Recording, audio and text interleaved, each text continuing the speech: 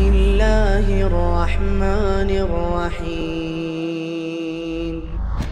الحمد لله الذي بنعمته تتم الصالحات اللهم صل وسلم وبارك على نبينا محمد صلى الله عليه وسلم وعلى آله وأصحابه ومن سار على نهجه بإحسان إلى يوم الدين أما بعد.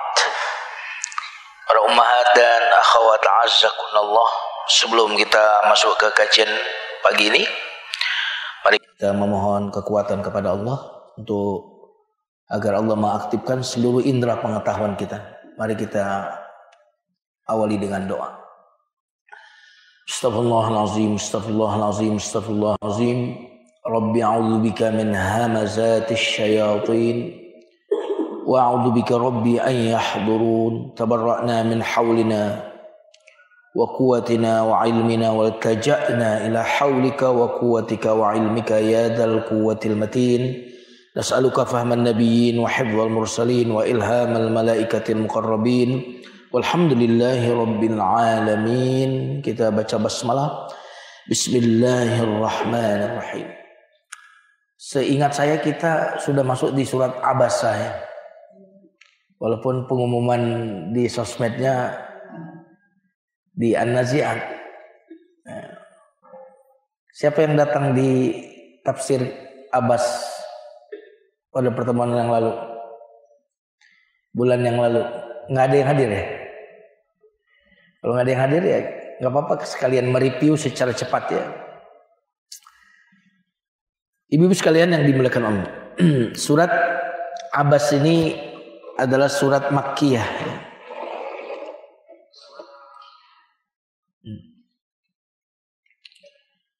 Diturunkan sebelum Nabi hijrah ke Madinah. Mari kita baca beberapa ayat supaya nyambung dengan penjelasan pendahuluan ini. Abasa wa tawalla. Dia bermuka masam, wa tawalla dan berpaling. Anja'ahul a'ma, ketika datang kepada dia al-a'ma, seorang yang buta. Ini dua ayat ini berbicara tentang siapa ibu-ibu yang bermuka masam? Nabi ya. Karena kedatangan seorang yang a'ma, buta. Bagaimana latar belakang turunnya ayat ini? Nabi sedang berdakwah menemui tokoh-tokoh kafir Quraisy ya. Di antaranya Abu Jahal, Utbah bin Rabi'ah dan yang lain-lain. Nabi datang kepada mereka. Nabi yang datang. Ini berarti Nabi aktif ya. Tidak menunggu, Nabi datang. Mereka adalah tokoh-tokoh. Nah, mengapa targetnya tokoh-tokoh? Karena biasanya kalau tokoh ini masuk Islam, pengikutnya akan masuk. Ini miriplah sekarang orang mendekat-dekati tokoh ini dalam pilpres, dalam apa kan? Betul nggak? Kenapa? Yang bawa ngikut, kira-kira gitu. Kira-kira dosa nggak Nabi melakukan itu? Ya tidak, ya kan? Berarti Nabi ini berijtihad mana yang kira-kira efisien dalam dakwah, mana yang efektif, mana yang menghasilkan secara cepat. Nah, kira-kira itu. Ketika Nabi sedang berdakwah ini, datanglah Al-A'ma. Kalau di Quran ini nggak disebut namanya ya, Al-A'ma, orang yang buta. Padahal di tafsir disebutkan orang buta ini Abdullah bin Umi Maktum. Ya ini di Qurannya nggak disebut, sebut Al-A'ma. Nanti rahasianya kenapa nggak disebut nama kita akan sampaikan. Beliau ini sudah beriman, ya, sudah beriman, tetapi ingin menambah pengetahuannya tentang Islam, ingin menambah petunjuk. Datang kepada Nabi. Lalu melihat orang buta ini nyelonong, ya tentu dia nyelonong karena dia buta ya. Nabi sedang berbicara kepada tokoh-tokoh, tiba-tiba nyerobot kira-kira, tentu karena dia buta. Nabi terlihat kurang berkenan, kurang senang. Lalu Nabi bermuka masam. Abas tuh gini. Alis ini ketemu alis ini, jidat ini ketika kita kerutkan itu, nah itu namanya abas. Apa gini? Gini. Kalau gini nih, nah itu namanya abas. Alis ini ke sini, ini dirapatkan seperti itu namanya abas, bermuka masam. Nah, apa yang terjadi pada Nabi ini kemudian ditegur oleh Allah Subhanahu wa taala. Datang teguran dari Allah. Iya. Kalau Nabi ditegur berarti Nabi bisa salah nggak? Bisa salah nggak? Bisa. Mungkin nggak Nabi melakukan dosa besar? Tidak mungkin dosa besar. Mungkin nggak Nabi melakukan dosa kecil? Mungkin. Nah, itu kemarin sudah kita bahas. Dosa besar sepakat ulama Nabi tidak mungkin melakukan dosa besar. Dosa kecil mungkin Nabi melakukan dosa kecil, tapi dosa kecil yang tidak mencederai kemuliaannya. Nah, yang mencederai kemuliaan itu misalkan ngerayu cewek, terus pasti hina kan? Nggak mungkin Nabi begitu. Ya. Dalilnya apa? Nah, diantaranya ini. Dalilnya apa lagi? Pernah nggak mendengarkan surat Al-Fatah? Liyaghfira lakallahumma inna fatahna laka fatham mubina. Ya kan? Surat Al-Fatah. Liyaghfira lakallahumma taqaddama min dzambika wa ma ta'akhkhar. Agar Allah mengampuni dosamu yang telah lalu maupun yang belakangan. Berarti Nabi itu mungkin melakukan dosa tapi dosa kecil. Dan ketika beliau melakukan dosa kecil langsung turun wahyu, langsung nggak nunggu. Jadi Nabi salah langsung diluruskan, langsung turun wahyu. Kayak ini kan, Nabi bermuka masam, langsung turun wahyu. Beda dengan kita, nggak turun wahyu gitu. Kecuali suaminya Pak Wahyu, nggak turun. Ibu salah. Langsung turun. Nah ini mengapa penting seperti ini? Mengapa ada ruang kecil? Saya sebut ruang kecil. Bahwa Nabi itu mungkin melakukan kesalahan kecil. Kenapa perlu ruang kecil? Bukankah Nabi ini panutan? Ya, itu pertanyaannya ya. Kan ibu kalau baca surat Al-Hasyr ayat 7 misalnya. Wa ma atakumur rasul fakhuduh wa ma nahakum anhu fantahu. Yang dibawa Nabi lakukan, yang dilarang Nabi tinggalkan. Laqad kana lakum fi Rasulillahi uswatun hasanah. Ya. Surat apa tuh? Al-Ahzab. Itu berarti satu-satunya yang menjadi syariat, ucapan, perbuatan, tingkah laku adalah Nabi kan? Betul nggak? Nah, tapi mengapa Nabi ini diberi ruang kecil untuk salah? Jawabannya adalah supaya tidak bercampur antara makom Tuhan dengan makom Nabi. Nah, sudah nyambung? Bu, nyambung gak nih? Kalau Nabi ini tidak punya ruang kecil untuk salah, berarti Nabi ini Tuhan, gitu. Maka untuk membedakan bahwa Tuhannya Tuhan, Nabi ya Nabi, semulia-mulianya Nabi, gitu. Dia adalah manusia, bukan Tuhan. Maka diberi ruang kecil untuk salah. Yang ruang kecil ini pun ketika salah langsung dikoreksi. Turun wahyu mengoreksi. Nah, itu alasan. Sudah nyambung ya Ibu?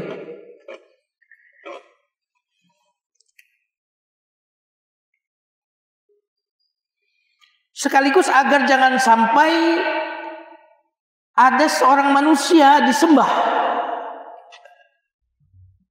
Ya, agar seorang manusia jangan sampai disembah walaupun dia seorang nabi.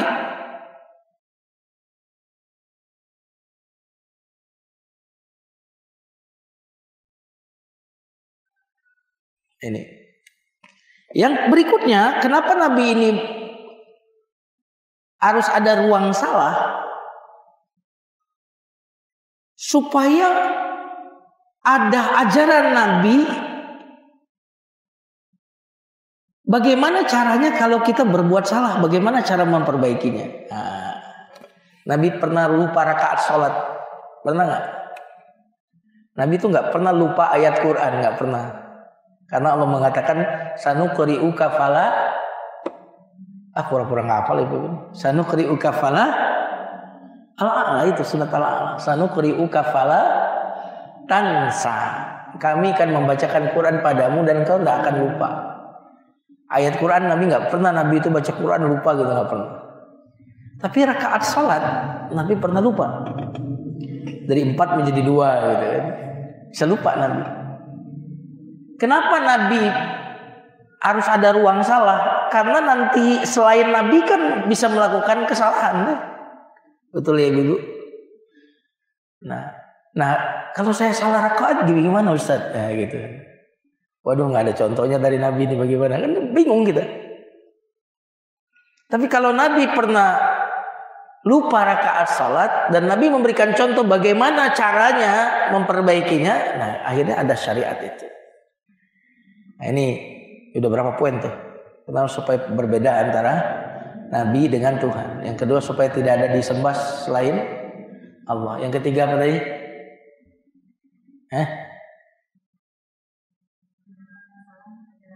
Kalau ada solusinya kalau kita salah. Contohnya dari Nabi. Ya, kalau dalam soal ibadah Nabi lupa gitu, ada kelupaan. Nah, bagaimana mengatasinya? Ada contohnya. Ibu-ibu sekalian yang dimuliakan Allah. Tapi jangan bayangkan kesalahan Nabi itu seperti kesalahan kita.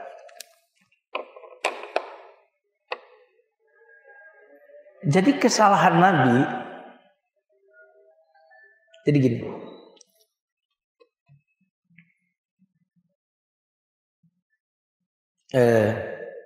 Bu,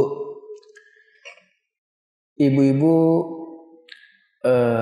ngobrol di mall gitu ya, sama teman-teman, dosa nggak? Dosa nggak Bu? Ngobrol sama teman ibu, teman-teman perempuan ibu, sama-sama akhwat, dosa nggak? Enggak. Dosa itu tidak nih? Enggak. Tapi kalau gini, saya kasih contoh. Orang umum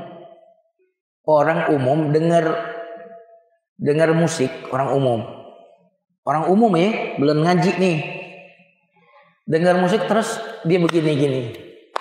Apa penilaiannya bagi masyarakat? Jelek atau baik? Biasa aja ya, orang umum. Tapi kalau ulama, gimana kira-kira? Halo, ini nggak nyinggung siapa ya?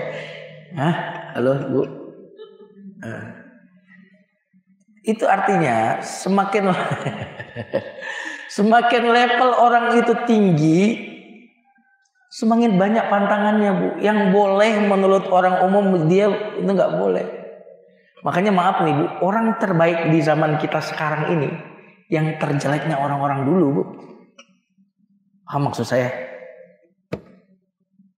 Ibu kagum sama ustadz siapa atau ustazah siapa? Wah soleh ustadz, soleha ustadz soleh, ustazah anu ustadz mana? Itu yang terjeleknya dibandingkan dengan ulama-ulama dulu. Nih ulama sekarang tuh yang paling jeleknya. Paham maksud saya?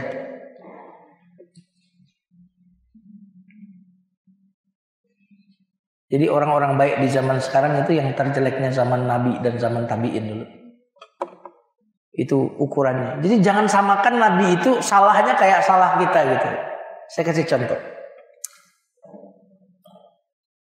Anak ibu malas belajar. Bu, anak ibu malas belajar. Ibu marah? Marah nggak? Marah. Tegur? Tegur. Anak ibu terlalu rajin belajar. Sampai lupa tidur, lupa makan. Ibu tegur. Ibu marahin nggak? Ini susah ya pertanyaannya ini. Susah tuh tidak nih pertanyaan. Anak ibu malas belajar. Ibu tegur. Ibu marahin. Oke, itu satu kasus. Kasus yang kedua, anak ibu yang lain terlalu rajin belajar sampai lupa makan, lupa istirahat, lupa tidur. Ibu marahin juga nggak? Iya. Marah ibu, sama-sama marah ibu kepada anak ibu yang pertama dengan yang kedua, tapi nilainya sama atau beda? Kalau marah ibu kepada anak yang pertama itu malah sebel. Kalau marah yang kedua marah sayang. Nah, Allah tuh kalau negor Nabi itu negor sayang, bukan negor paham insyaallah ya. Nabi ini kan semangat banget berdakwah, kira-kira gitu kan. Bu, semangat banget berdakwah. Saya lagi dakwah nih di ibu-ibu di sini. Anak perempuan saya datang sekarang.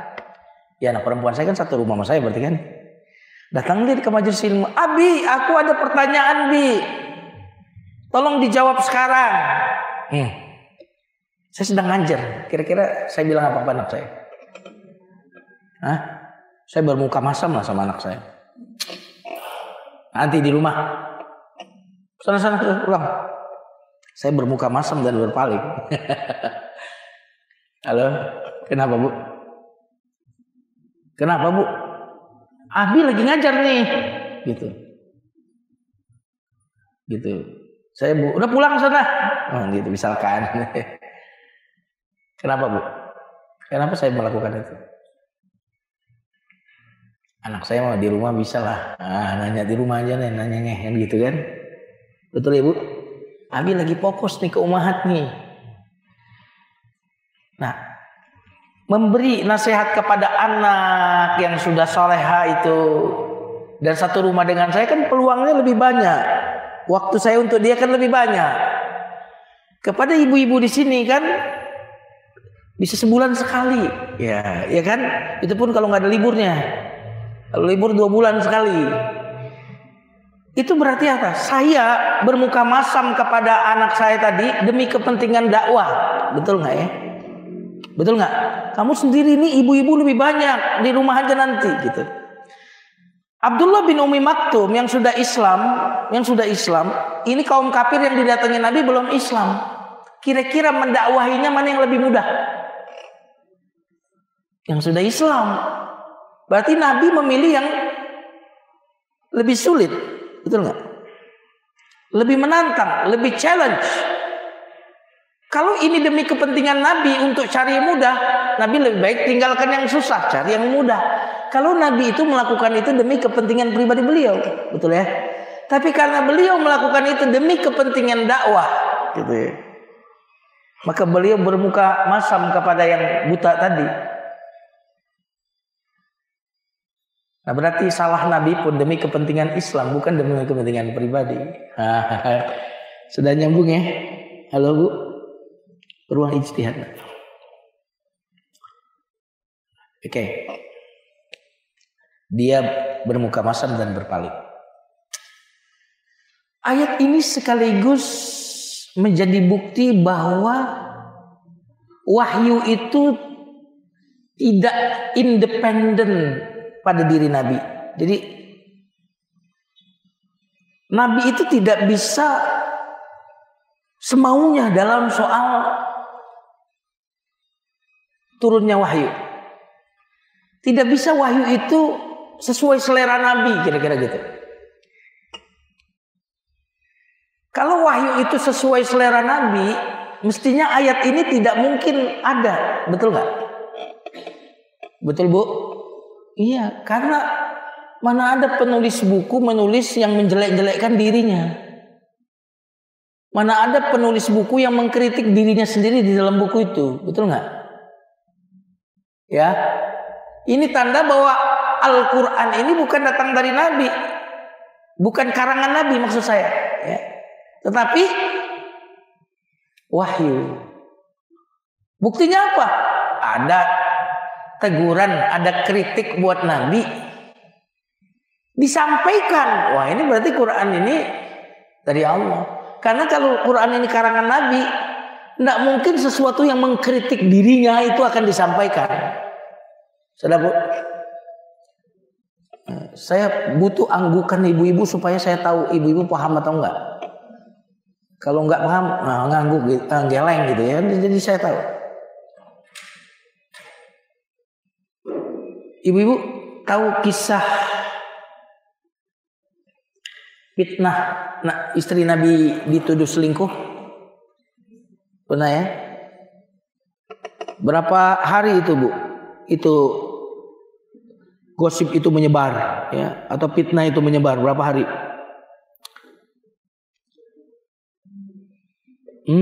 Sebulan lebih, sekitar 40 hari. 40 hari keluarga inti dituduh berzina. Lama sekali itu, Bu, menanggung bebannya, Bu. Betul nggak? Kalau wahyu itu karangan Nabi, kira-kira ngarang surat Nabi ngarang ayat cepat atau tidak? Ngarang ayat yang membebaskan istrinya, gitu kan? Cepat sekali. Kalau itu karangan Nabi. Akan tetapi selama 40 hari baru turun wahyu. Itu berarti udah nyebar kemana-mana. Nabi nggak bisa ngomong apa-apa karena wahyu itu bukan dari beliau, bukan karangan beliau, itu dari Allah. Jadi kalau Allah nggak turun wahyu ya nggak. Makanya wahyu itu pernah off beberapa saat sampai orang-orang kafir mengatakan Nabi ditinggalkan Tuhannya. Pernah kan? Surat Ad-Duha itu.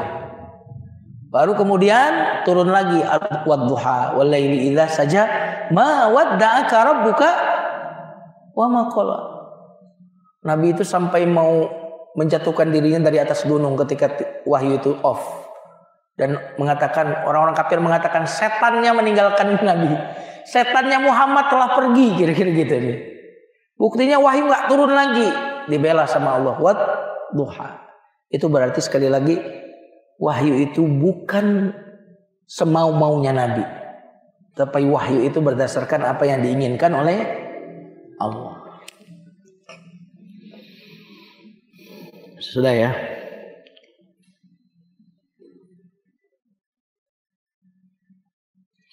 Waktu perang Badar, Bu.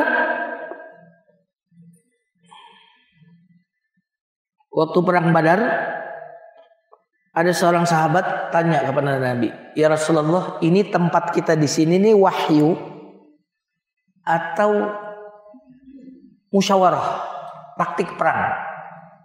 Engkau menempatkan pasukan di sini taktik perang atau wahyu?"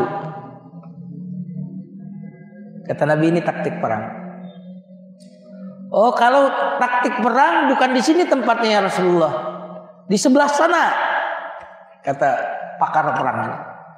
Lalu Nabi mengikuti pendapat sahabat ini. Pertanyaannya, bisa nggak Allah itu memberikan informasi kepada Nabi dari awal saja, tempat tentara itu nggak di situ tapi di sana? Bisa nggak? Tapi mengapa Allah beri ruang ini? Jawabannya adalah Nabi mengajarkan untuk tawaduk, mendengarkan orang lain. Jadi banyak rahasia mengapa ya Nabi itu diberikan ruang ijtihad. Artinya wahyu saat itu nggak langsung turun, tapi dibiarkan Nabi untuk berijtihad. Ketika ijtihadnya benar, maka tidak ada teguran. Ketika ijtihad Nabi salah, langsung turun ayat mengoreksi. Ya, tadi tujuannya sudah kita sampaikan. Pertama, agar Nabi ini jangan dianggap Tuhan. Dia adalah Nabi. Ya, bukan Tuhan. Tidak boleh disembah. Nabi tidak boleh disembah. Yang ketiga, agar kita tahu bagaimana memperbaiki kesalahan. Karena Nabi pernah salah, lalu Nabi memperbaiki kesalahan itu. Oke, lanjut. Sudah nyambung ya ibu-ibu? Abasa wa tawalla. Dia bermuka masam dan berpaling. Dia. Ini sedikit. Allah tidak mengatakan engkau bermuka masam Muhammad. Abasta wa tawallaita, enggak begitu. Enggak engkau bermuka masam dan berpaling Muhammad. Engkau enggak begitu, tapi dia.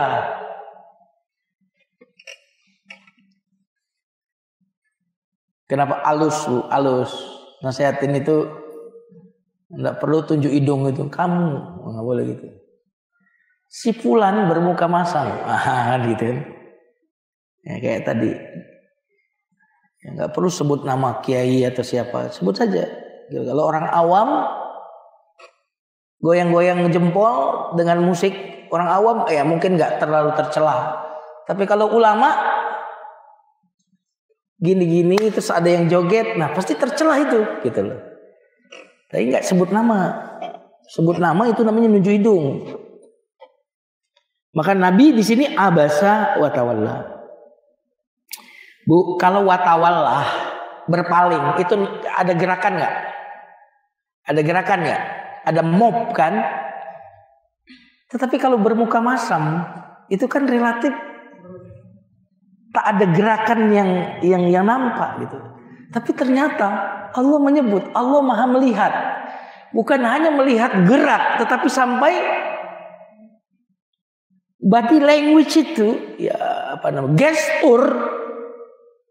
Itu sampai, nah itu berarti Allah tuh Maha melihat. Sampai bukan hanya gerak, kalau gerak wajar, tetapi sampai gestur tubuhmu Allah tahu. Abasa wa tawalla. Maka yang disebut abasa dulu.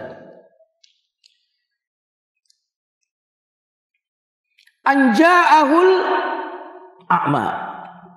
Karena didatangi oleh orang yang buta. Mengapa di sini disebut orang buta, bukan disebut namanya, Bu? Bukankah kita tidak boleh menyebut kekurangan? Nah, tapi kenapa di sini datang orang buta?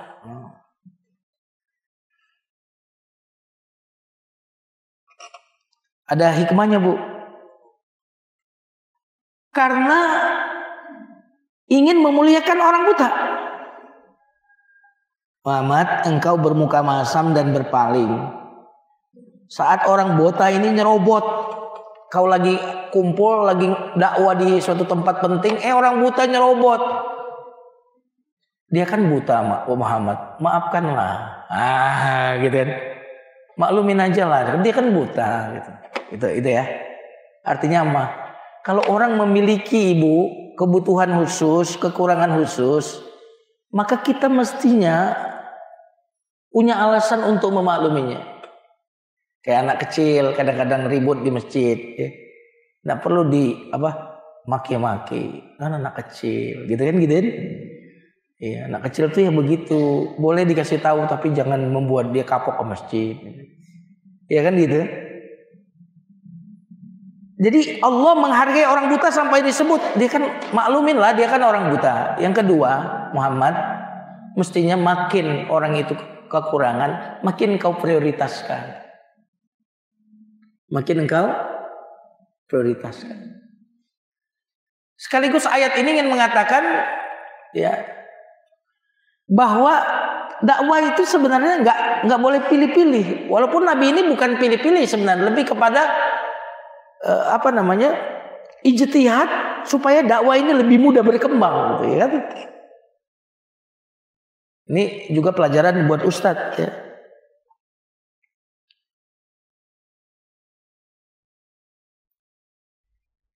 Ustadz juga jangan pilih-pilih.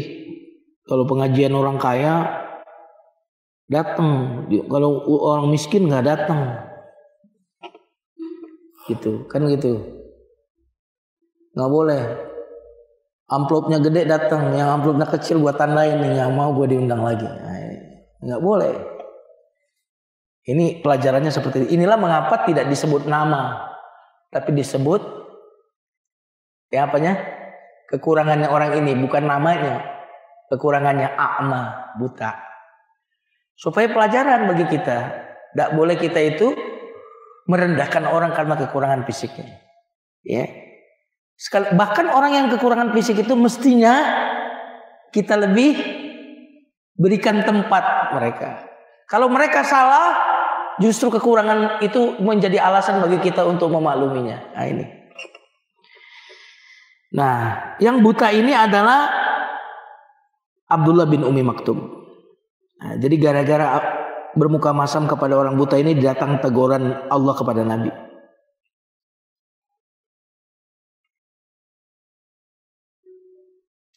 Ibu-ibu sekalian yang dimuliakan Allah.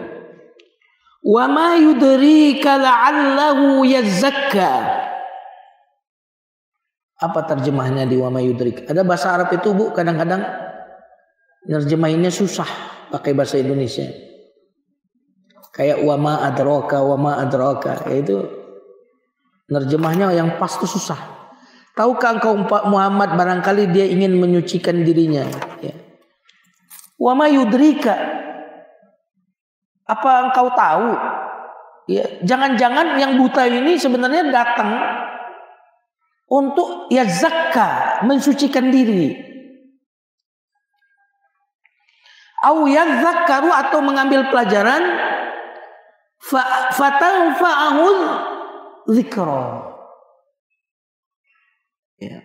Ini berbicara tentang orang buta tadi mempunyai dua karakter, Bu. Menarik dia. Pertama, dia ingin membersihkan diri, yazakka. Membersihkan dari sifat-sifat kurang. Kemudian yang kedua, dia ingin mengambil pelajaran. Jadi yang satu tazkiyah, yang kedua adalah tarbiyah. Ini saya bisa geser, Mas? Bisa? Ini soalnya kita di shoot ini. Yazakka. Ini dari kata yatazakka. Boleh, ini juga dari kata zakat. Sama. La'allahu yazakka au yadzakkaru. Ya, yadzakkaru dari kata zikir. Mengambil pelajaran, ya. Dari kata zikir, ya. Mengingat pelajaran tuh. Yazakka, bersih, membersihkan diri. Tazkiyatun nufus, membersihkan jiwa. Yadzakkar, mengambil pelajaran. Ini luar biasa, Bu. Berarti motivasi orang buta ini, Abdullah bin Umi Maktum itu, dia adalah tazkiyah, mensucikan diri baru ngambil pelajaran. Karena kalau ibu belajar tapi hati ibu nggak bersih, itu ibarat wadah ember, ibu isi air tapi bawahnya bolong. Penuh nggak? Nggak penuh. Jadi mengapa orang kok ngaji ya zakar? Kita ngaji ini ya zakar. Mengapa kok orang ngaji kok nggak berubah? Oh, mungkin ini nggak tazkiyah, nggak bersih. Ya, makanya qad aflaha man tazakka. Surat apa tuh? Qad aflaha man tazakka. Terus Ibu Bin selalu pura-pura nggak hafal ya, saya heran. Surat apa itu, Bu? Ala ya. Ya. Qad aflaha man tazakka wa dzakaras ma rabbihi fasalla. Tazakka dulu, baru zikir, baru sholat. Maksudnya apa, Bu? Bersih baru isi. Bersih baru isi. Piring ibu bersihin dulu baru kasih kue. Cuci dulu. Karena kalau nggak dicuci ya nanti bercampur lah gitu. Bercampur akhirnya membuat ibarat obat itu, ya ibu minum obat tapi pantangan penyakitnya ibu tetap konsumsi. Ya nggak efektif gitu, nggak efisien. Sudah, Bu, pelajarannya seperti itu. Kembali ke tempat duduk. Qad aflaha man tazakka.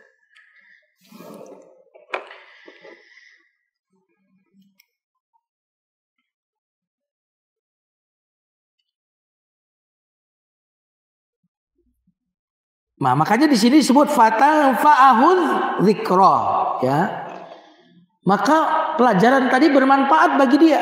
Nah, berarti syarat ibu mendapatkan manfaat dari pelajaran ngaji sama ustazah ibu harus jangan cuma ngaji, jangan coba ngisi ilmu, jangan cuma baca buku, jangan coba ngaji, tapi ibu harus tazkiyatun nufus.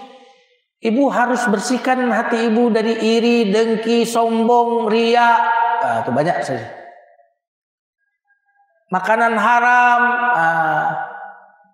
maksiat ibu tinggalkan tuh maksiat, maka insya Allah pelajaran itu gampang masuk, gampang meresap. Hati ibu gampang menyerapnya. Ibarat tanah tuh disiram air dikit, subur. Tapi kalau tanahnya bekas semen, ya curah hujan tidak mampu membuat apapun tumbuh bekas semen. Ya, harus dibersihin dulu. Ya. Oke, lanjut.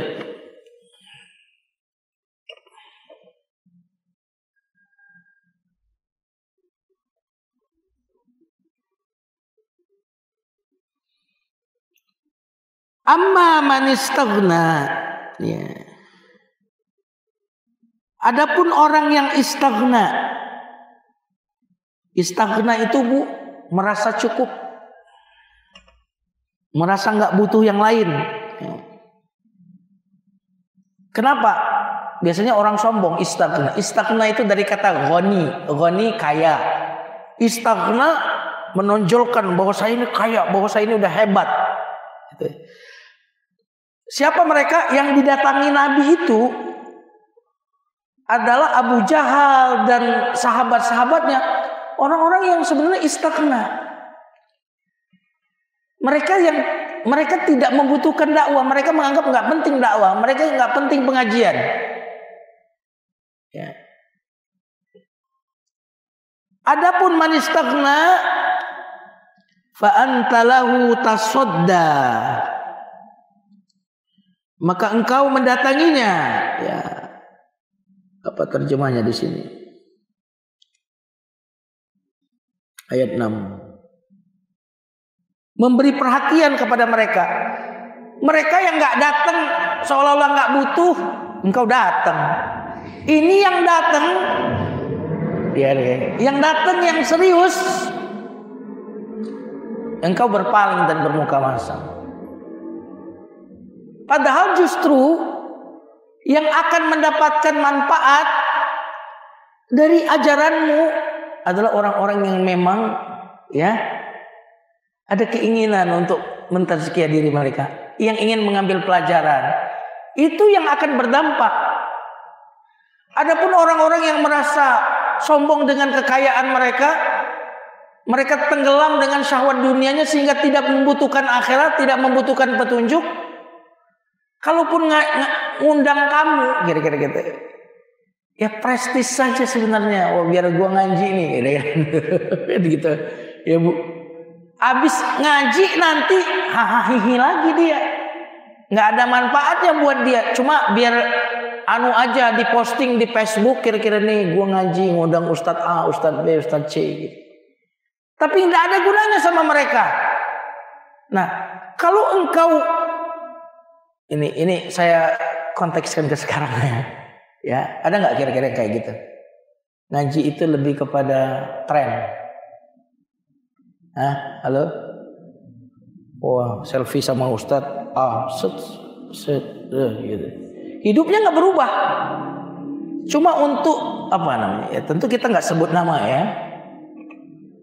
Artinya ada orang sebenarnya nggak butuh tausiah itu, cuma butuh pergaulan saja, butuh eksistensi saja nih. Ini gue termasuk kelompok yang seneng ngaji, padahal sebenarnya dia tidak mengambil manfaat, nggak merubah dirinya.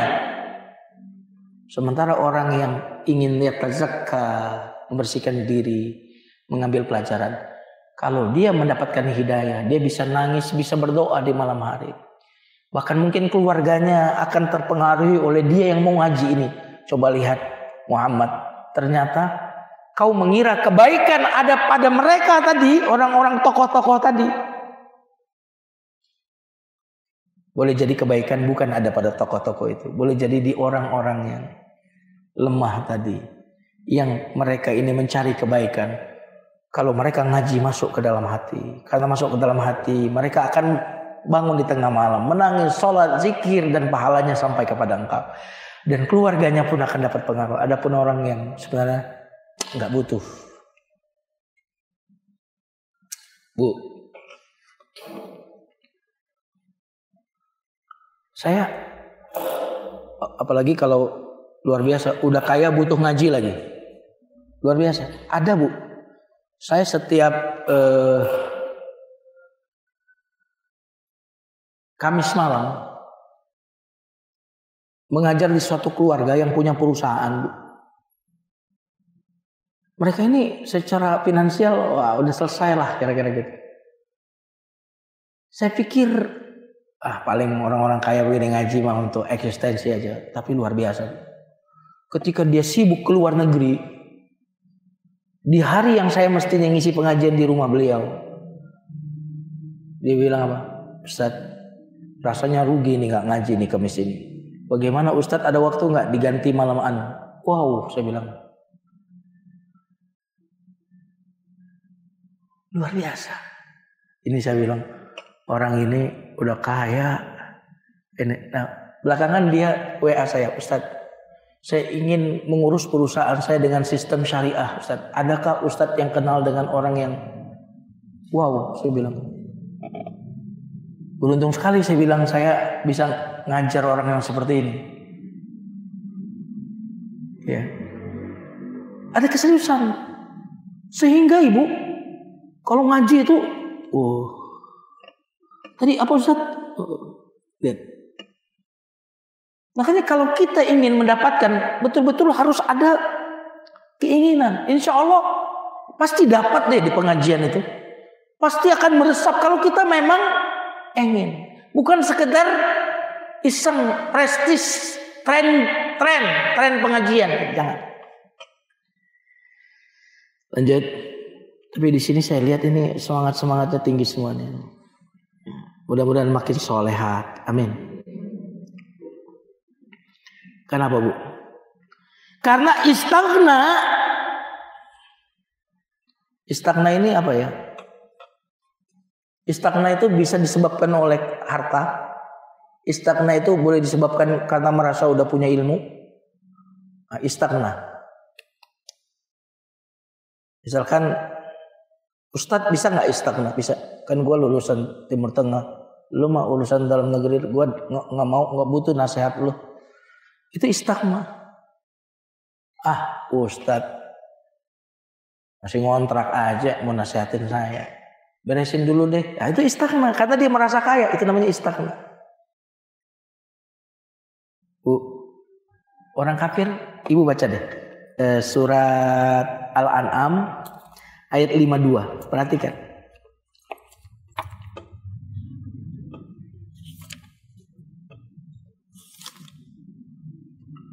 Nih, istaghna nih kayak gini nih.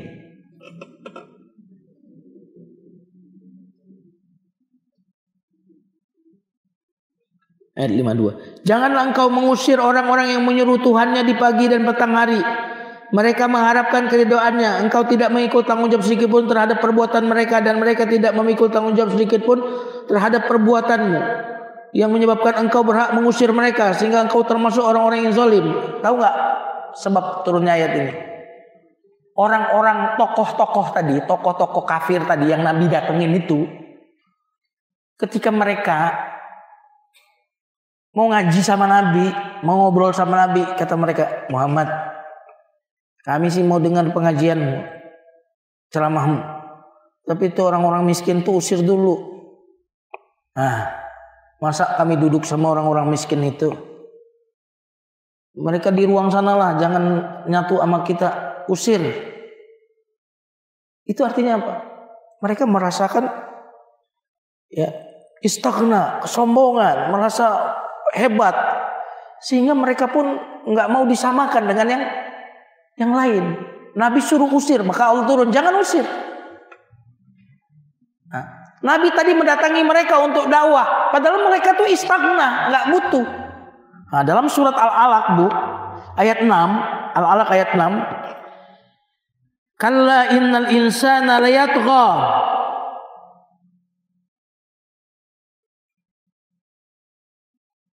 ar-ra'ahus tagna.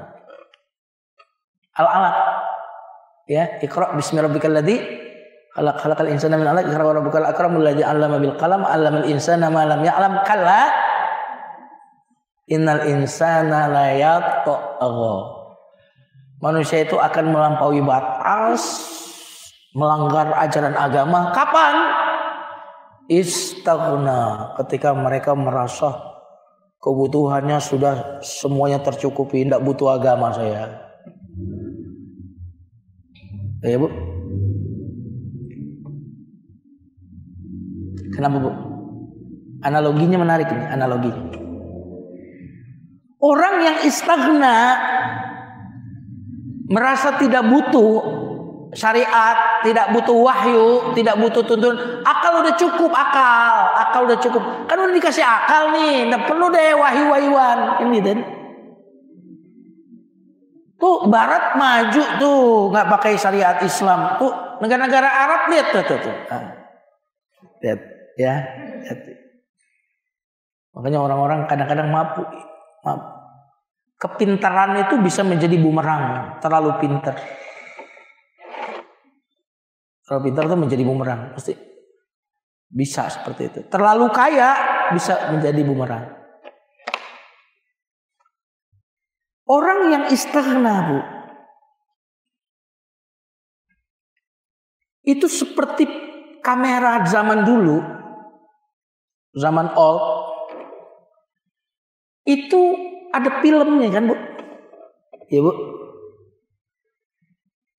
Kalau orang yang istighna, kamera yang zaman dulu nggak ada filmnya. Jadi kalau cekrek nyatak nggak?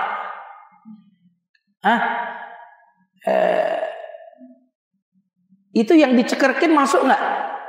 Enggak. Kenapa istighna? Jadi orang yang ngaji, orang yang mendengarkan kata tausiah, tapi sebenarnya dia nggak begitu antusias karena dia merasa buat apa sih? Gitu. Nggak betul-betul memerlukannya. Ini bahaya loh. Ngaji kan banyak gratisnya ya. Bukan berarti saya menyuruh ngaji itu bayar ya. Seringkali ngaji gratisan itu orang meremehkan, sehingga nggak terlalu masuk.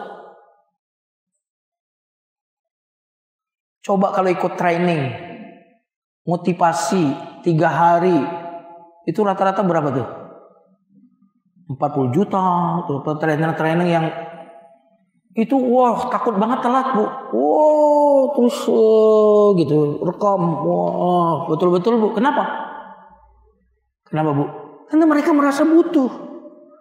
Dan ternyata pengaruhnya luar biasa, betul nggak? Mereka jadi semangat, mereka jadi ingin motivator. Nah ini bukan berarti saya nyuruh, ini saya cuma mau warning aja. Pengajian kan rata-rata free ya, kan disediakan, difasilitasi, itu bagus banget itu. Tapi ingat itu ada bahayanya. Makanya mengapa ibadah haji itu nggak free? Kenapa? Halo, makanya kan manis tata'a ilaihi sabila. Wajib haji bagi yang punya bekal, punya uang, punya kemampuan kan? Itu berarti haji itu sudah disetting oleh Allah, dia harus berbayar. Makanya nggak boleh Ka'bah itu ada di 2 tempat, harus di sana doang. Nggak boleh di Indonesia bikin Ka'bah, karena negara mayoritas Muslim seperti gitu. Nggak boleh karena harus berbayar. Berarti berbayar itu by design, by setting. Kenapa? Karena kamu rugi kan, udah buang duit segitu kemudian nggak maksimal kan, gitu. Sholat kenapa banyak yang meremehkan? Nggak bayar sholat, ya kan? Wow, sholat ya. Ntar juga ada maghrib lagi. Nah orang yang betul-betul kepengen yatazakka au yadzakkar, dia betul-betul akan punya effort. Wow. Itu yang membuat ibarat kamera tadi dia ada filmnya. Waktu dia dengar pengajian tuh masuk ke dalam film itu pengajiannya. Nyambung, analoginya nyambung. Adapun orang yang istighna kelihatannya cekrek gitu, cekrek, tapi nggak masuk, nggak ada filmnya. Nyambung. Halo.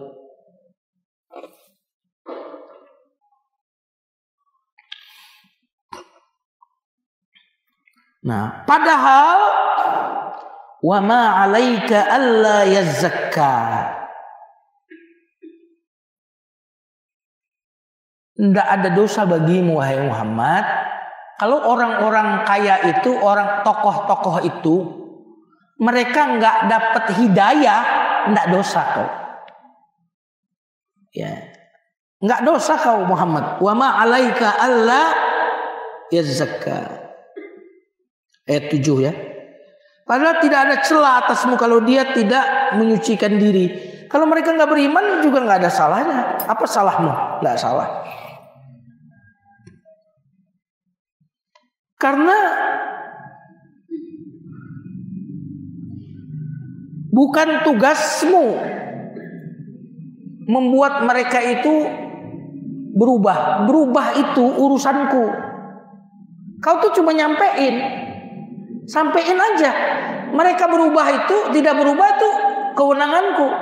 Jadi kalau mereka tidak berubah, tidak beriman, tidak salah kamu.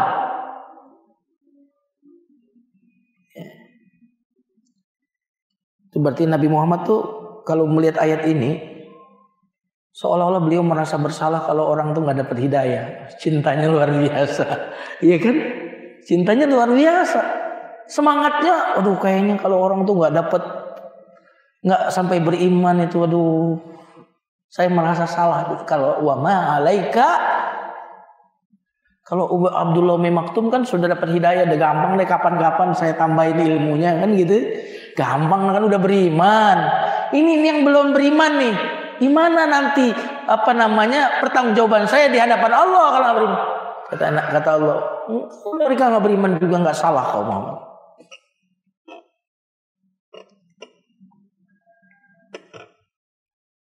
Dalam surah Al-Qasas ayat 56 Allah Subhanahu wa taala berfirman, "Innaka la tahdi man ahbabta." Bahkan engkau tidak mampu memberikan hidayah kepada orang yang kau cintai sekalipun. Nabi itu nggak bisa memberikan hidayah kepada siapa yang dia cintai. Hidayah itu hak prerogatif Allah. Hidayah yang maksudnya nggak bisa tuh, maksudnya merubah orang tuh Nabi itu nggak bisa. Nabi itu nggak bisa merubah orang.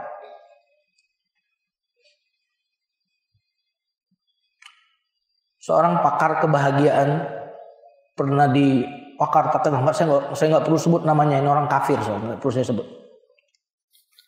Pakar kebahagiaan ditanya, ya oleh ini pokoknya banyak orang yang tercerahkan oleh dia. Ditanya oleh wartawan, ya di depannya ada istrinya. Saya izin Pak, saya mau tanya wawancara istrimu boleh nggak? Ya. Bukan, saya bilang saya mau bertanya tentang kaitannya dengan istrimu. Tentu istrimu ini orang paling berbahagia, gitu. Karena banyak orang yang bahagia karena engkau, ya. Lalu dia tanya, Tuhan, apakah engkau mampu membuat istrimu bisa bahagia? Ini pakar kebahagiaan nih, internasional. Dia bilang, aku tidak bisa membuat istriku bahagia. Silakan. Padahal dia ini pakar kebahagiaan. Banyak orang yang putus asa segala macam. Setelah ikuti pelatihan dia jadi tercerahkan.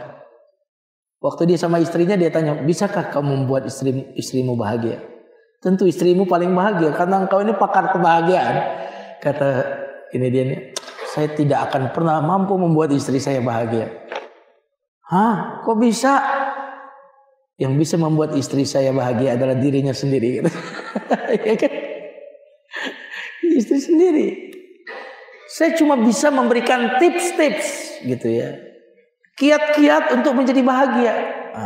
Itu hidayah yang saya bisa berikan, hidayah itu. Nabi Muhammad itu hanya bisa memberikan tips-tips, kiat-kiat, ya gitu, sukses dunia akhirat, ya kan gitu. Kalau kiat-kiat sukses dunia, mungkin ada lain. Nabi Muhammad tuh kiat-kiat sukses hakiki dunia akhirat. Itu yang bisa Nabi hidayahkan kepada kita, kiat-kiatnya. Tapi kita menjadi berubah.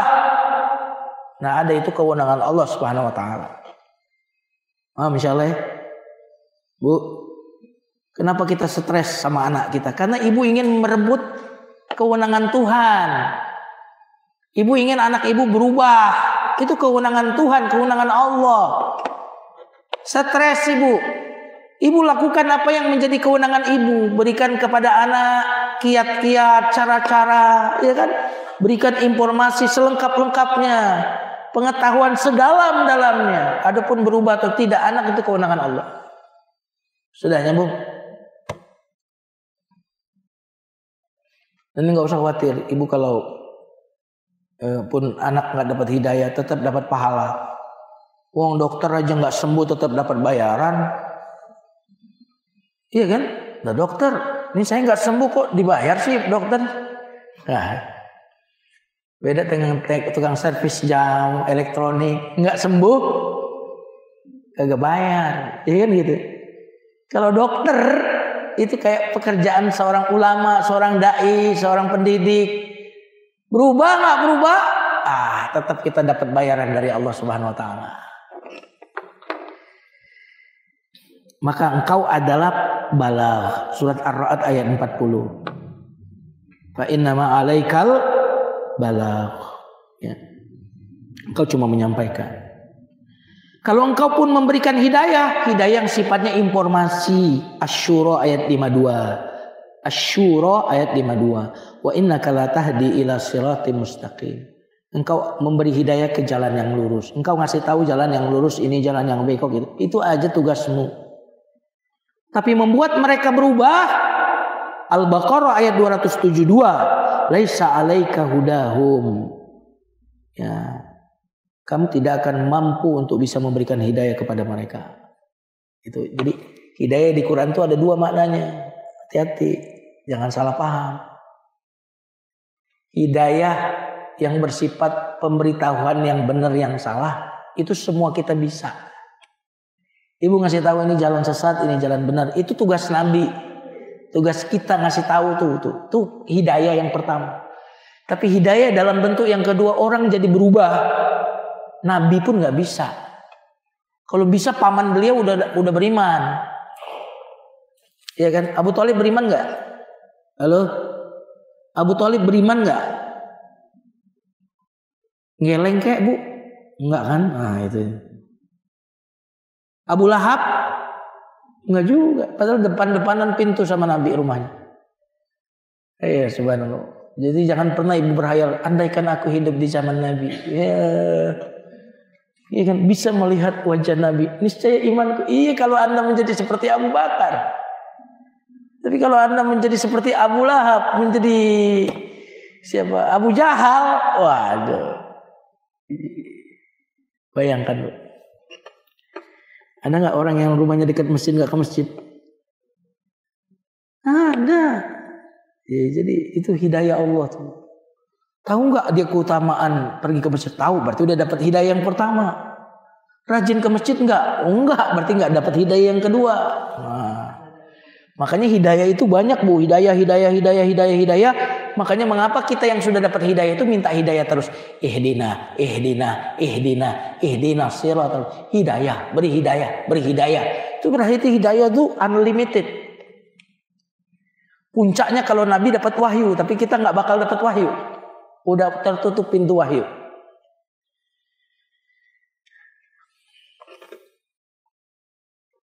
Wa ma alaika alaih. Lanjut ayat berapa? Wa amma man ja'aka yas'a. Adapun yang datang kepadamu yas'a. Yas'a itu dari kata sa'i. Ya, dari kata sa'i. Kalau ritual haji ada istilah apa? Sa'i. Yas'a. Tentu artinya bukan berlari bu. Walaupun sa'i itu seringkali langsung di kotak kita lari-lari kecil Ustaz. Karena orang buta bagaimana mau lari dia? Ya kan? Ya bu. Kejedot dia kalau lari. Wa amma man ja'aka yas'a. Adapun orang yang datang kepadamu yas'a. Itu berarti ada effort di situ. Seperti ibu-ibu datang ke sini ini ada effort. Ini luar biasa. Effort itu penting bu. Karena kita hanya akan mensyukuri sesuatu sebesar effort yang kita berikan. Saya ulang lagi ya. Kita akan menghargai sesuatu sebesar effort yang kita berikan. Zero effort, zero syukur. Makanya makin ibu sebenarnya untuk ngaji itu makin sulit waktunya. Lalu ibu makin memaksakan, maka pengajian bagi ibu ini berharga sekali. Tapi kalau ibu memang punya waktu banyak untuk ngaji, itu bersyukur tapi kurang. Makanya mengapa Allah membuat alam semesta ini berproses. Ibu mau dapat rezeki berproses, mau masak berproses, betul nggak Bu? Mau ini mau itu, ada effortnya, ada prosesnya. Kenapa? Supaya waktu kita mendapatkannya kita bersyukur.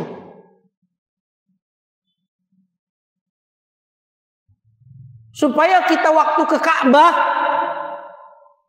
kita merasakan sesuatu. Banyak orang Arab tuh ngelihat Ka'bah biasa aja, Bu. Orang kampung desa itu haji sama umroh. Itu Bu baru masuk tuh Jeddah udah nangis, Bu. Udah nangis belum ngelihat Ka'bah, Bu. Saya kebetulan beberapa kali nemenin jamaah. Itu yang paling banyak nangisnya, Bu. Wong desa, Bu, yang ngumpulin uang. Yang udah bolak-balik itu biasanya biasa, Bu. Kenapa? Karena bagi dia uang segitu itu nilainya kecil. Tapi bagi orang kecil bisa pergi haji itu tabungan berapa lama tuh? Bisa umroh tabungan berapa lama? Ketika dia melihat nangis. Nangis mulu, nangis. Pak balik ke hotel, enggak Pak Ustaz. Makan dulu, enggak Ustaz. Kenapa haru? Tadi saya bilang, yas'a. Makanya bersyukurlah Bu ya. Doa ibu belum terkabul, bersyukurlah. Kenapa? Berarti space time-nya cukup lumayan. Ya, ketika terkabulkan, wow, nilai dari sesuatu itu luar biasa. Jika segala sesuatu kita dapat dengan mudah, maka kita tidak akan mensyukurinya. Halo? Nyambung atau tidak nih? Nah ini yang buta ini yas'a. Udah buta yas'a, datang. Hati Bu, zaman sosmed ini membuat ibu, ini ada streaming. Gue gak usah datang Ustaz, buka streamingnya aja deh. Dapat ilmu, dapat. Tapi beda dengan yang datang. Paham insyaallah ya? Effort yas'a. Wa huwa yakhsha. Nah. Dan dia ada rasa takut. Ya.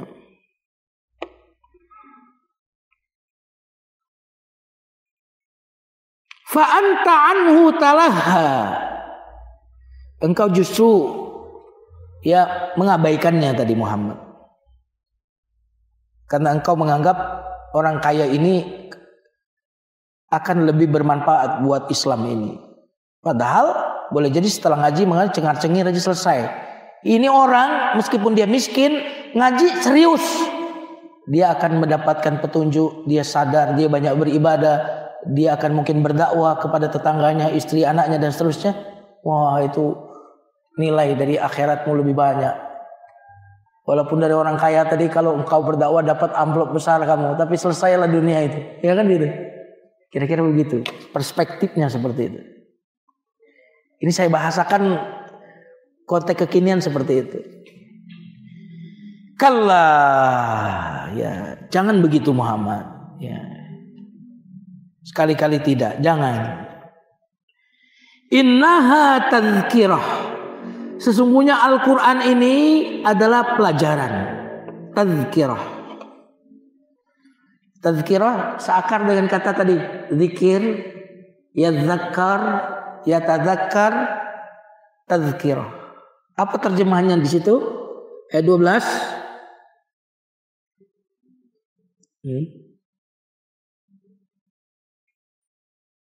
Peringatan. Tazkirah itu artinya pelajaran, peringatan, tapi juga bukan hanya itu artinya. Tazkirah itu artinya ingatan. Makanya zikir, mengingat Allah. Betul ya? Halo Bu? Bahkan tiket, udah pernah saya sampaikan, bahasa Arabnya apa tiket? Tazkarah. Tiket pesawat, tiket kereta api, tazkarah bahasa Arabnya. Tiket bis juga sama, tazkarah. Tazkarah. Mana tiket Anda? Nah, tazkarah. Nah, biasanya tiket itu kalau orang-orang yang baru berpergian pertama kali ke suatu tempat disimpan apa enggak, Bu? Dulu zaman pesawat murah dulu kan. Ya, Bu ya. Kalau ibu pergi ke suatu tempat, bekas tiketnya tuh ibu simpan. Zaman sekarang orang susah aja bisa naik pesawat ya. Tazkarah itu artinya di situ ada peringatan karena tanggal berangkat, ya kan? Ada aturannya segala macam, ya kan? Di tazkarah, di tiket itu. Ini adalah peringatan. Artinya ada ingatan di situ, tazkirah. Kenapa, Bu? Ini pentingnya. Sesuatu itu makanya kenang-kenangan bahasa Arabnya zikrayat. Zikrayat. Kenapa Al-Quran itu disebut tazkirah? Yang artinya peringatan, yang artinya pelajaran, yang artinya juga sesuatu yang dikenang. Karena ya agama itu sudah terinstall di dalam jiwa kita.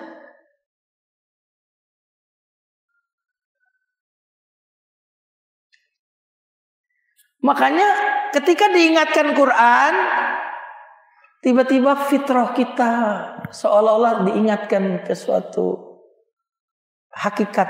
Nah, gitu. Makanya orang yang kembali ke Islam itu kembali kepada fitrah. Nah, kan gitu kan.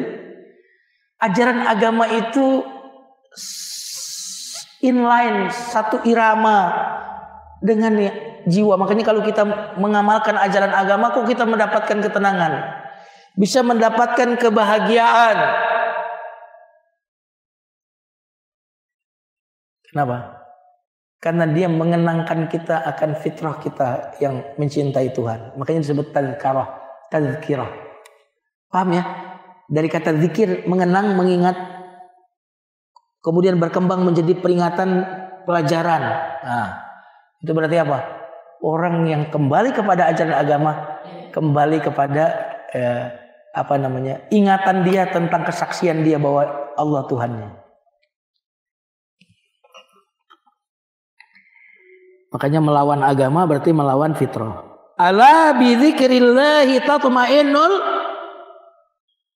Ini pura-pura lagi Ibu ini. Ala bidzikrillahi tatma'innul.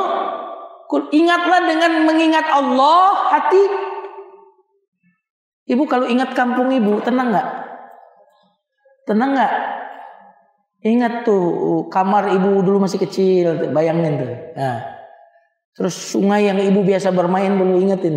Gimana rasanya? Bahagia? Tenang, makanya Ibu pengen pulang kampung tiap tahun. Iya kan? Kenangan yang menenangkan. Kita dulu di sana, lalu kita terkenang. Kita ingat, kenapa pernah di sana? Coba Ibu ingat nggak surat Az-Zalzalah? Baca. Saya pernah posting foto saya di satu tempat di mana? Di Facebook. Teman-teman saya bilang, Ustadz kalau nggak salah itu jalannya bukan jalan yang Ustadz tulis deh, itu jalannya jalan anu Ustadz. Kenapa? Saya ingat betul waktu saya ke sana. Ingat zikir mengingat, tazkirah. Kenapa dia mengingat itu? Karena dulu pernah Bu? Mengalami. Mengapa Quran ini disebut tazkirah? Karena kita pernah bersaksi bahwa kita akan taat kepada Allah, ikut aturan Allah. Sudah nyambung ya? Makanya mengingat Allah tenang. Ingat ibu tenang nggak? Tenang nggak?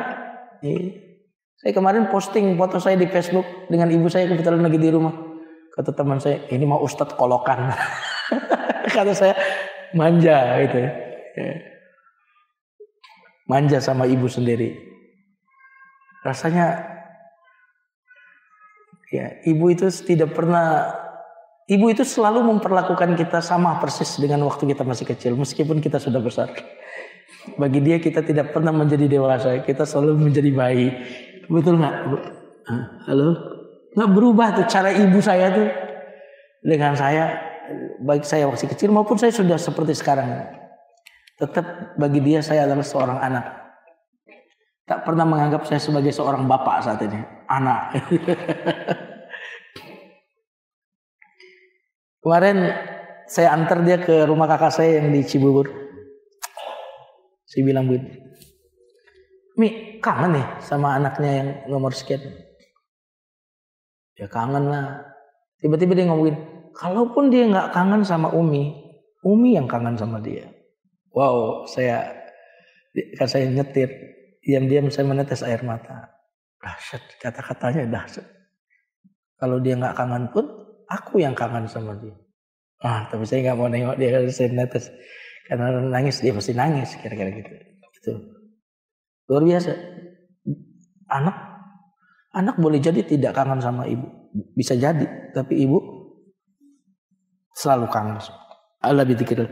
Dalam surah Ar-Rum ayat 30 Allah Subhanahu wa taala berfirman, "Fa'aqim wajhaka lid-dini hanifa." Hadapkanlah wajahmu kepada agama ini secara lurus. Fitrah. Nah, itu dia. Fitratallahi allati fataran nasa 'alaiha. Surah Ar-Rum ayat 30.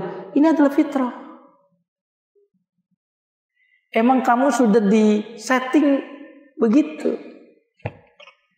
Ibu bawa mobil Lamborghini di jalan yang kurang tepat, nggak nyaman tuh mestinya Lamborghini. Jualannya banyak lubang batuan, nggak nyaman. Mobilnya mewah. Kenapa? Bukan di setting untuk itu. Tapi kalau ibu bawa Lamborghini di jalan yang mulus, nyaman. Kenapa? Emang peruntukannya. Kita ini, kata Allah, hadapkanlah dirimu ke agama ini. Itu adalah fitrahmu. Itu adalah kejadianmu. Itulah settingan buatmu. Makanya ketika kita mendekat kepada agama ini, kita mengalami tatmainnul qulub. Maka Quran itu tadzkirah Muhammad. Pernah dengar gak lihat di YouTube seorang yang didengarkan Quran non muslim, dia nangis. Apa perasaan? Seolah-olah saya dibawa ke sebuah ruang yang seolah-olah pernah berada di situ. Iya kan? Subhanallah. Faman syaa'a zakarah. Siapa yang menginginkan, Quran itu pelajaran bagi siapa? Bagi siapa yang ingin mengambil pelajaran. Berarti kalau orang nggak dapat pelajaran dari Quran, nggak kepengen.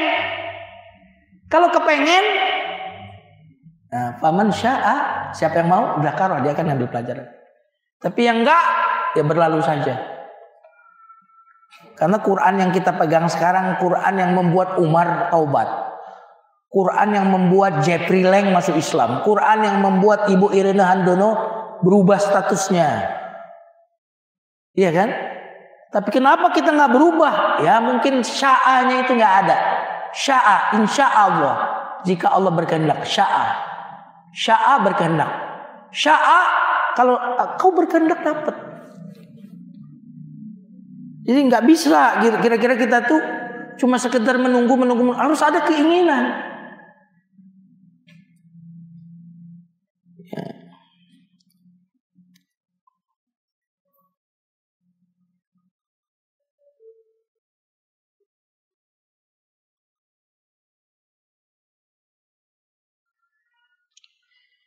Siapa yang kepengen maka dia akan mengambil pelajaran dari Quran ini. Quran ini fi suhufim mukarramah. Ini berbicara tentang Quran itu penuh gengsi, Bu. Jangan begitu Muhammad, kalau mereka nggak mau itu bukan salahmu leh, gitu.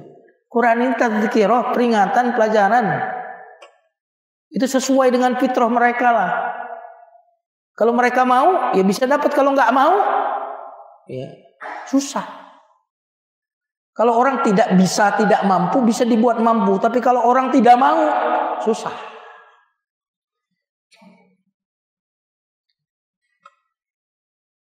Nah, Quran itu fi suhufim mukarramah, di dalam lembaran-lembaran yang dimuliakan. Mukarramah itu artinya mulia. Karimah, sesuatu yang mulia. Nah, pertanyaannya, waktu Quran ini turun sudah berbentuk suhuf-suhuf seperti ini atau belum? Belum. Dikumpulkan secara terpisah-pisah kan? Ditulang di ini. Berarti belum seperti suhuf seperti ini kan? Ini sekaligus sebenarnya adalah mukjizat bahwa Allah ingin mengatakan kepada Nabi Muhammad bahwa next time Quran ini akan terkumpul seperti ini. Makanya Quran ini salah satu namanya adalah Alkitab. Yang namanya Alkitab sudah nyatu belum? Sudah nyatu seperti ini atau pisah-pisah? Namanya buku. Sudah ini. Waktu ayat itu turun kan belum? Ini kan bukan di zaman Nabi kan? Dicetaknya kan? Tapi sudah dinamakan Alkitab, itu berarti Quran itu akan terjaga melalui tulisan. Fi suhufim mukarramah. Ada yang mengatakan, ya, Quran waktu diturunkan oleh Allah kepada malaikat Jibril, ada malaikat-malaikat yang nulis di suhuf, suruh tulis juga. Marfu'atin. Jadi kalau mukarramatin mulia.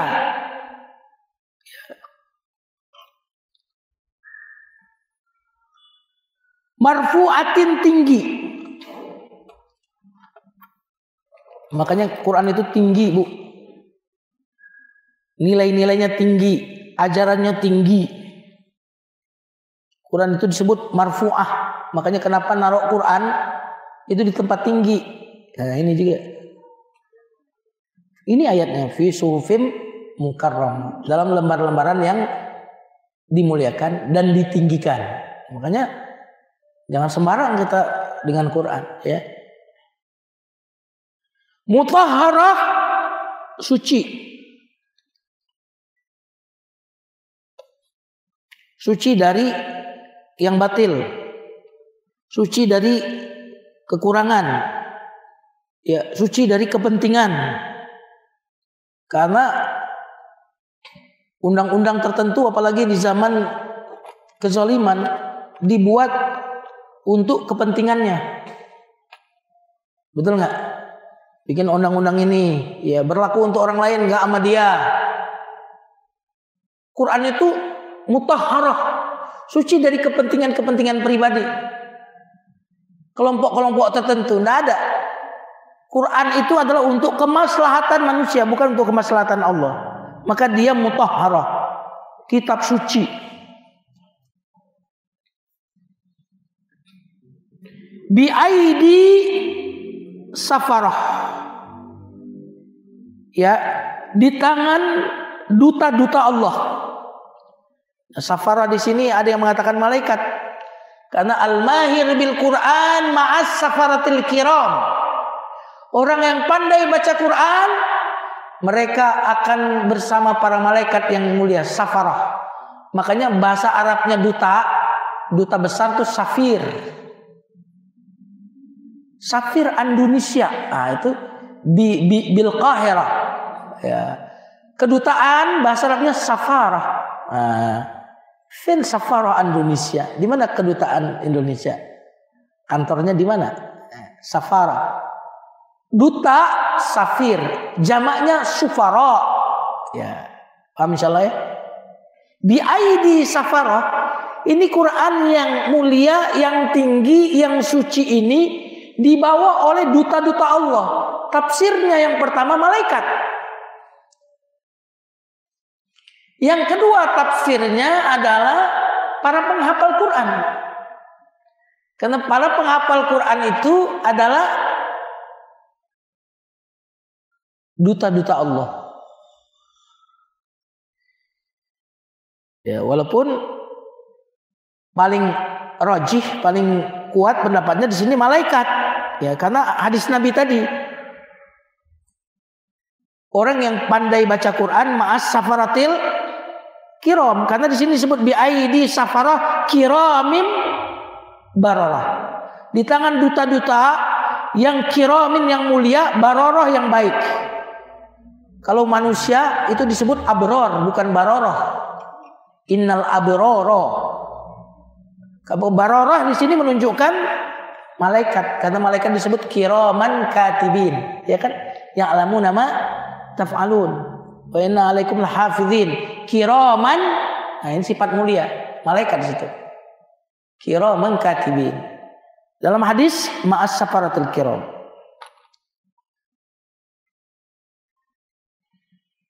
Nah, maka orang yang menjadi penghafal Quran mestinya punya karakter seperti malaikat. Nggak boleh sama penghafal Quran dengan yang tidak menghafal Quran. Nggak boleh sama. Dia harus beda. Kelakuannya harus beda. Harus mulia. Harus baik. Karena dia menjadi dutanya Allah. Penghafal Quran qiyamul lail enggak. Nah, itu nggak pantas. Penghafal Quran tuh qiyamul lail tuh makanannya dia itu ciri khasnya. Penghafal Quran qiyamul lail enggak pernah qiyamul lail. Itu nggak ada karakternya itu.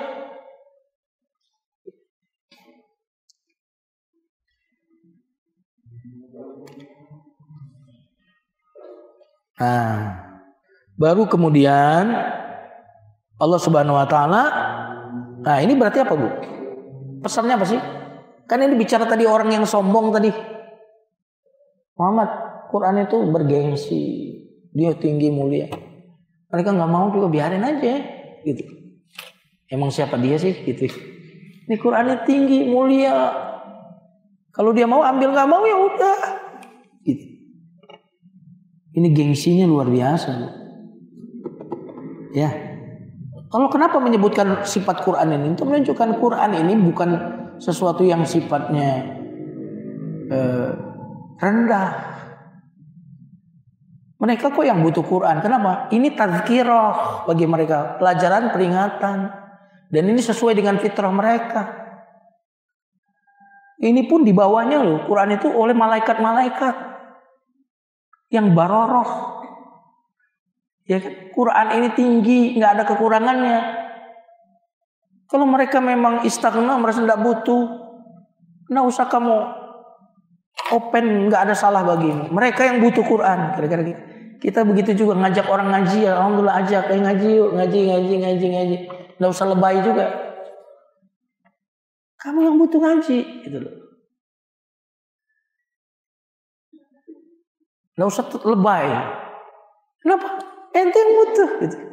Mau datang, nggak mau. Tentu kita ngajak dengan baik, gitu. Tapi jangan lebay, terlalu lebay sehingga merendahkan majelis yang mulia ini. Gitu. Kutilal insan. Waktu saya habis nih. Nggak tahu saya kemarin sampai mana ya. Ibu-ibu tolong catat ya sampai di mana, karena saya di pengajian yang lain juga ada, jadi next time saya diingatkan Ustadz sampai ayat sekian gitu ya. Kutilal insan. Terakhir.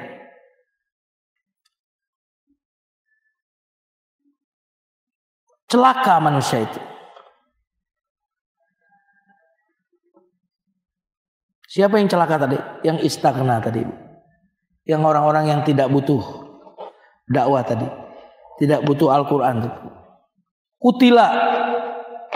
Kutila itu kasar, Bu. Bahasanya kutila. Apa? Kalau orang dagang nggak untung itu namanya khasara, rugi. Kalau kutila itu lebih lagi. Kalau Kutila itu kayak Abu Lahab, masih pamannya Nabi, di depan rumahnya rumah Nabi, masuk neraka, nggak dapat hidayah. Tuh. Padahal kalau dia ngikut Nabi, dunia dia dapat, akhirat dia dapat. Dan dia di depan Nabi, saudaranya, depan-depanan. Kamu masuk neraka, Kutila, itu Kutila. Kalau Khasara itu masih lebih rugi, tetapi tidak lebih ekstrim daripada Kutila. Kutilal insan. Manusia kafir itu Kutila. Ya. Jadi orang kafir itu Kutila. Orang yang paling celaka, binasa, laknat itu Kutila. Kenapa Kutila? Tadi didatangi oleh Nabi Muhammad SAW. Beliau ini membawa sesuatu yang tazkirah, yang kualitas Al-Quran disebut fi suhufin mukarramah marfu'atin mutahharah bi aidi safarah kiramin bararah. Ketemu Nabi Muhammad, mereka Nabi Muhammad datang tapi gak beriman. Kutila. Celaka bener nih orang. Paham insyaallah ya. Ma akfarah. Ma di sini ada dua artinya. Apa yang membuat mereka kafir? Alasannya apa? Gini loh. Apabila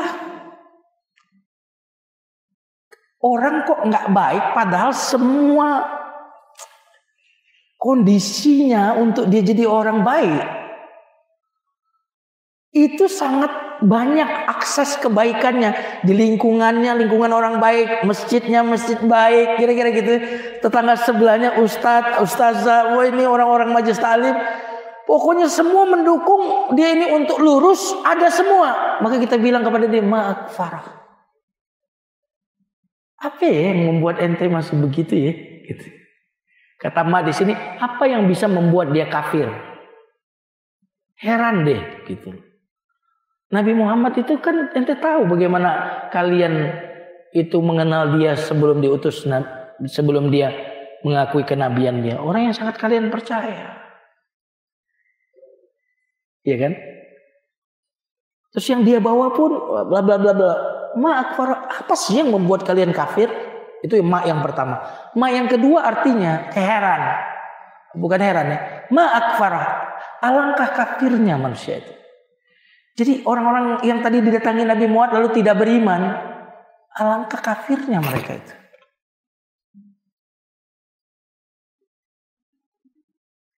Jadi kata emak di sini bisa pertanyaan, apa sih yang membuat kamu kafir? Kurang baik apa sih Allah gitu kan? Kurang baik apa sih Rasulullah kok masih kafir? Atau artinya ma akfarah, alangkah kafirnya kamu.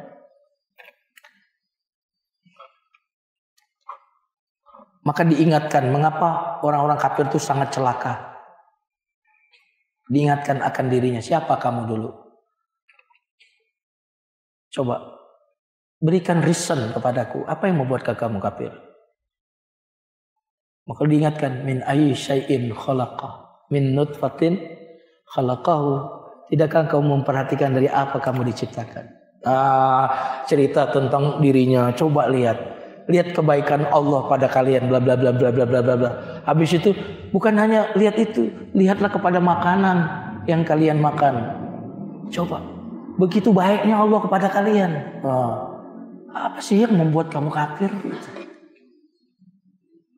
Nah, itu akan kita bahas pada pertemuannya berikut. Tolong, saya yakin kalau semua ini mencatat sampai ayat berapa di hari ini. Next time kita akan sepakat pasti pada ayat yang tadi saya tanya dulu, ada yang ikut nggak pada pertemuan yang sebelumnya? Ternyata nggak ada. Jadi saya ulang lagi dari Abasa. Ya, dari Abasa wa Tawalla. Mungkin tadi kalau sudah ketemu, udah sampai ayat sekian, mungkin udah selesai nih surat ini. Ternyata, itu tadi saya bilang, ngaji itu apalagi ibu-ibu ya, tidak mudah sesungguhnya ngaji itu. Apalagi yang masih punya anak kecil ya. Dan itu harus disyukuri. Kalau sesuatu itu mudah, tak ada kesyukuran. Makin susah sesuatu, makin besar kesyukuran kita. Silakan kalau ingin bertanya. Ada waktu 10 menit.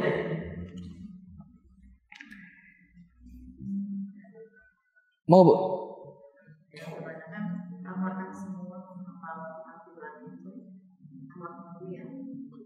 Ya. Apakah seluruh penghafal Quran itu akhlaknya mulia? Ya belum tentu. Ayat ini sebenarnya pesan kepada orang penghafal Quran. Nih, Allah itu menyebut karakteristik safarahnya, dutanya. Kayak gitu loh. Karena duta tadi tafsirnya itu bisa malaikat, bisa juga penghafal Quran. Nah, karakter duta Allah itu ya kiramin bararah. Orang mulia-mulia. Bararah. Orang-orang yang abror, orang-orang yang baik. Berarti kalau kamu penghafal Quran, jangan cuma menghafal hurufnya.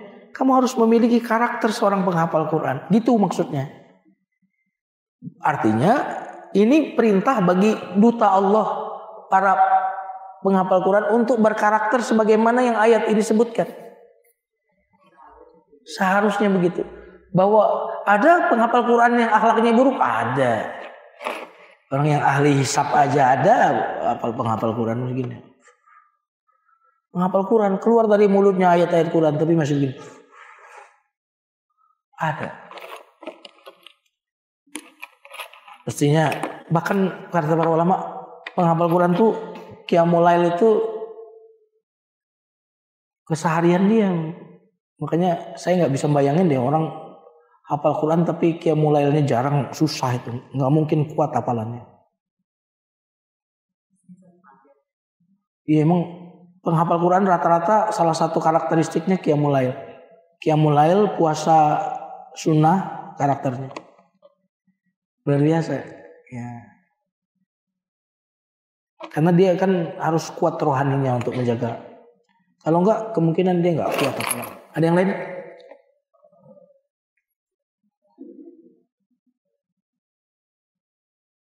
Jalan.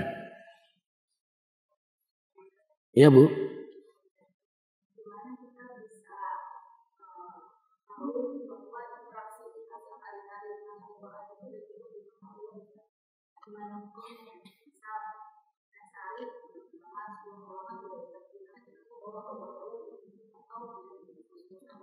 Ya. Jadi gini, ada tafsiran dari ayat wa qala ar-rasul ya rabbi inna qaumi ittakhadhu hadzal qur'ana mahjura. Dalam Al-Qur'an tuh Rasul berkata, "Ya Tuhanku, kaumku ini menghajar Al-Qur'an, meninggalkan Quran." Imam Ibnul Qayyim Al-Jauziyah menafsirkan siapa itu yang disebut menghajar Al-Quran. Menghajarnya pakai H besar. Membelakangi, meninggalkan, mencampakkan Quran. Yang pertama tidak bisa baca Quran, udah pasti itu menghajar Quran. Kemudian udah bisa membaca tapi jarang membaca Quran, itu menghajar Quran. Membaca lalu dia tidak memahami, itu menghajar Quran. Maka kita penting menambah pemahaman kita, itu menghajar. Kalau enggak udah itu Rasul ngadu, ya Allah kaumku menghajar Al-Quran, meninggalkan Quran, mencampakkan Quran. Tidak membaca Quran itu menghajar. Tidak berusaha untuk menambah pemahaman Quran itu sudah menghajar Al-Quran. Kemudian tidak menambah hafalan Quran itu sudah menghajar Al-Quran. Kemudian tidak mengamalkan Al-Quran itu sudah menghajar Al-Quran. Tidak bangga dengan Quran, malu baca Quran di depan umum, ya merasa minder kalau baca Quran, merasa tidak bangga, itu namanya menghajar Al-Quran. Kemudian tidak berobat dengan Al-Quran, kalau sakit langsung ingatnya dokter. Tidak membaca Quran sebagai obat, itu namanya menghajar haknya besar, menghajar Al-Quran. Kemudian tidak berhukum dengan Al-Quran, itu juga menghajar Al-Quran. Hampir semua kita telah menzolimi Al-Quran itu. Khalid bin Walid, dia adalah seorang panglima perang yang kehidupannya selalu tidak lepas dari peperangan karena selalu jadi panglima, ikut perang. Maka tubuhnya pun nggak ada yang mulus tubuhnya Khalid bin Walid. Semuanya ada bekas senjata musuh. Dan dia mati di atas kasur. Ya. Walaupun ikut perang melulu, matinya di atas kasur. Saat dia mau meninggal itu, dia kemudian mengambil Quran. Lalu dia berkata sambil menangis, "Wahai Al-Quran, maafkanlah aku. Aku telah disibukkan oleh peperangan dari membacamu." Sambil nangis. "Aku kurang banyak membacamu karena disibukkan. Maafkan aku telah berbuat zalim." Jadi dia itu kurang baca Qurannya karena disibukkan oleh perang dan dia menangis dan meminta maaf. Kita nggak perang, nggak apa gitu. Sempet aja kalau baca Facebook. Tapi Quran jauh dari kita. Jadi udah pasti kita ini belum sesuai dengan kehendak Allah dalam berinteraksi dengan Quran. Jauh. Jadi ukurannya banyak banget. Ya. Maka kita pelan-pelan untuk perbaiki. Saya sendiri begitu juga, Bu. Saya kan banyak concern di kajian makna-makna Quran. Sehingga tilawah Qurannya akhirnya ketika saya fokus kepada makna-maknanya jadi kurang. Gitu kan. Itu kita yang sehari-hari berinteraksi dengan Quran saja. Ya Allah. Apalagi habis ini saya ngajar. Itu berarti saya harus berinteraksi lagi dengan makna-makna Quran yang ingin saya sampaikan. Saya mau ngajar nanti. Yang mestinya saya bisa tilawah. Itu saja merasakan kegersangan gitu loh, Bu. Kalau kan saya berinteraksi dengan Quran secara makna kandungannya. Tapi ketika bacaannya kurang pun terasa gersang. Tidak.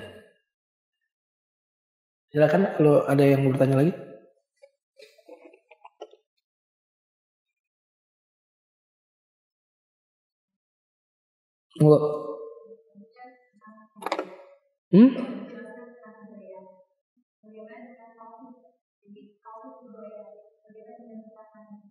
Tauhid dan hidayah. Iya. Hidayah itu saya geser ya, Mas.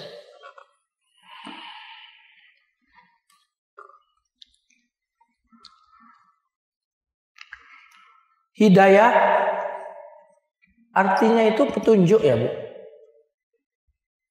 Hidayah itu.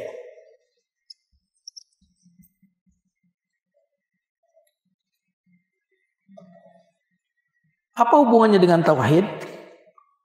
Semua orang diberikan petunjuk tentang tauhid itu kan artinya keesaan. Taufik. Oh, taufik. Oh, taufik. Maaf. Kuping saya bermasalah nih berarti nih.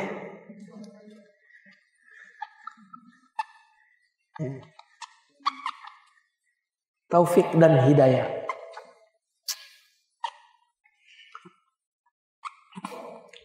Taufik sebenarnya secara bahasa hidayah dan taufik ini secara bahasa maknanya tidak jauh berbeda.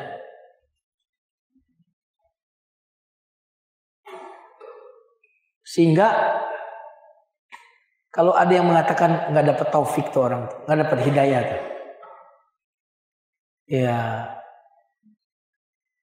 artinya sama. Tetapi kalau kita tidak ingin debat di soal istilah ini. Tapi kita ingin diskusi yang substansial. Hidayah atau taufik itu ada dua. Nah, gitu aja. Paham, Bu? Nanti ada lagi yang membedakannya. Tapi ibu akan ketemu juga dengan orang yang menyamakannya. Hidayah, taufik, sama. Tapi ada juga yang membedakan. Hidayah itu adalah informasi tentang yang baik, yang buruk, yang benar, yang salah, itu namanya hidayah. Tapi kalau taufik, ya ini kalau orang tuh diberikan kemampuan melaksanakan yang tadi diberitahu ini baik di buruk. Ada juga yang seperti ini, Bu. Dibedakan. Paham insyaallah, Bu? Insyaallah ya. Mana tadi yang bertanya Ibu ya? Iya. Ada yang membedakan, tapi supaya Ibu nggak kaget nanti kalau ada orang yang menyamakan, nah itu tidak usah debat di istilah ini.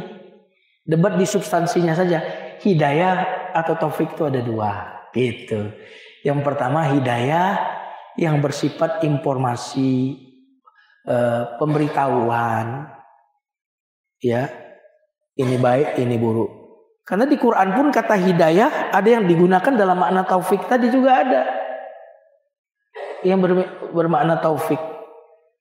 Ya, Allah memberikan hidayah. Hudan lil muttaqin. Hudan lil muttaqin itu hidayah atau taufik? Taufik. Padahal tetap menggunakan kata hudan.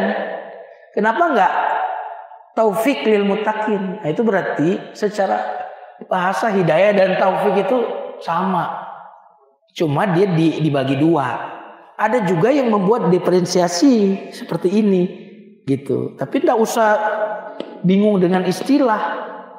Lebih enak Ibu ke substansi. Oh berarti ada dua, gitu aja. Satunya pemberitahuan yang baik benar salah. Satunya pertolongan Allah, orang ini kok mampu melaksanakan. Yang dia tahu baik dia mampu lakukan. Yang tahu dia buruk mampu dia tinggalkan. Itu hidayah yang kedua. Itu ya. Ada yang lain?